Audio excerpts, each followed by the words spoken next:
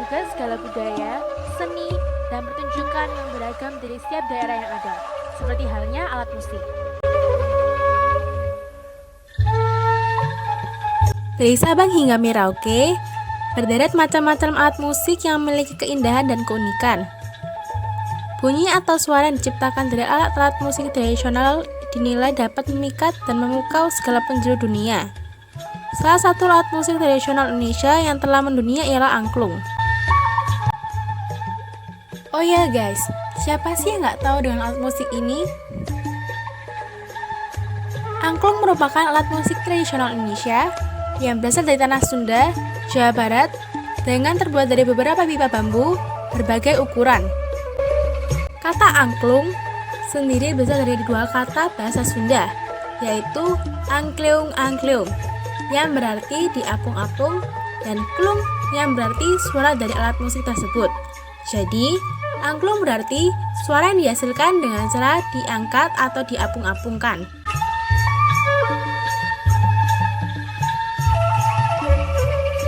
Cara memainkan angklung ialah dengan satu tangan memegang bagian atas dan tangan satunya memegang bagian bawah, lalu mengoyangkan angklungnya secara perlahan sehingga timbul suara yang sesuai dengan nada masing-masing angklung. Alat musik yang sudah diakui oleh United Nations Educational, Scientific, and Cultural Organization atau UNESCO sebagai karya agung wisata budaya, lisan, dan non-bendawi manusia sejak November 2010 ini memiliki sejarah di balik merdunya suara yang dihasilkan. Pada abad ke-12 sampai ke-16 terdapat kerajaan Sunda di Nusantara. Asal-usul terciptanya angklung dipercaya lahir pada masa itu. Di masa itu, rakyat dari kerajaan Sunda mempercayai bahwa dengan memainkan alat musik angklung dapat menghibur dan menyenangkan Nyai Seribu Haji yang diyakini sebagai Dewi Kesuburan. Nyai Seribu Haji konon berasal dari telur yang ada dari air mata Dewa Naga Anta yang hidup di dunia atas bersama para dewa. Saat Nyai Seribu Haji meninggal, Dewa Guru minta agar tubuh Nyai Seribu Haji dikubur di dunia yang menjadi tempat tinggal manusia, yaitu dunia tengah. Karena kemudian sifat Nyai Seribu Haji selama hidupnya, tumbuhlah berbagai jenis tanaman yang sangat bermanfaat bagi masyarakat Sunda dari kuburnya. Padi berasal dari kedua mata Nyai Seribu Haji. Mata kanannya menjadi padi putih, mata kirinya menjadi padi merah. Begitu juga tanaman bambu yang sangat penting dalam kultur masyarakat Sunda.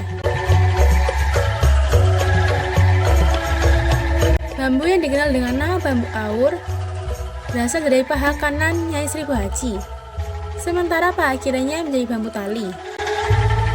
Bagian tubuhnya yang lain menjadi tanaman yang tak kalah bermanfaat bagi masyarakat Sunda, seperti kelapa dan enau. Karena itu, Nyai Seribu Haji pun selalu menjadi dewi yang dipuja dalam kultur masyarakat Sunda. Persembahan terhadap Nyai Seribu Haji biasa dilakukan dengan iringan tabuhan dari alat yang terbuat dari batang-batang bambu sederhana. Dari situ lahir struktur alat musik bambu yang menjadi cikal bakal munculnya angklung. Nyai Seribu Haji yang terhibur dengan alunan musik angklung diyakini akan membuat tanah menjadi subur sehingga padi yang ditanam pun memberikan hasil berlimpah. Oleh karena itulah angklung kemudian selalu mengiringi ritual padi di setiap awal musim tanam padi dan acara perayaan panen sebagai persembahan untuk Nyai Seribu Haji.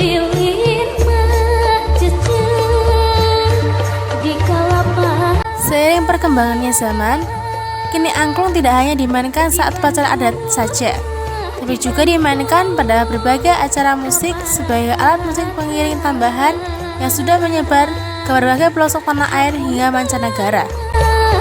Awal abad ke-20, Thailand mengadopsi alat musik angklung sebagai misi kebudayaan antara Thailand dan Indonesia. Bahkan angklung dapat ditemui di The Evergreen Stage College di sebuah universitas di Amerika Serikat.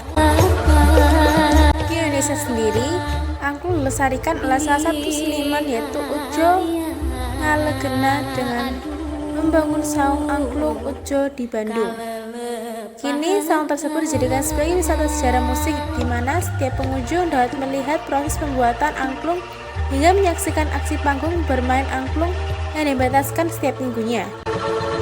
Untuk meningkatkan rasa cinta anak bangsa dengan alat musik angklung, pemerintah juga menjadikan angklung sebagai salah satu mata pelajaran seni di beberapa sekolah yang ada di Jawa Barat.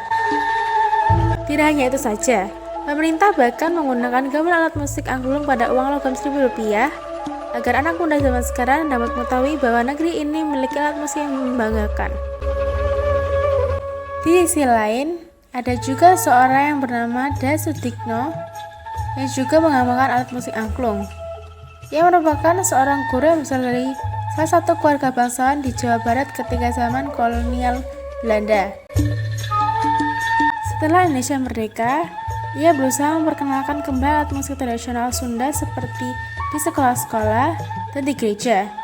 Dengan kerja keras tersebut, Das Sudikno mendapatkan berbagai macam penghargaan sehingga ia lebih dikenal sebagai Bapak Angklung Indonesia daripada seorang guru.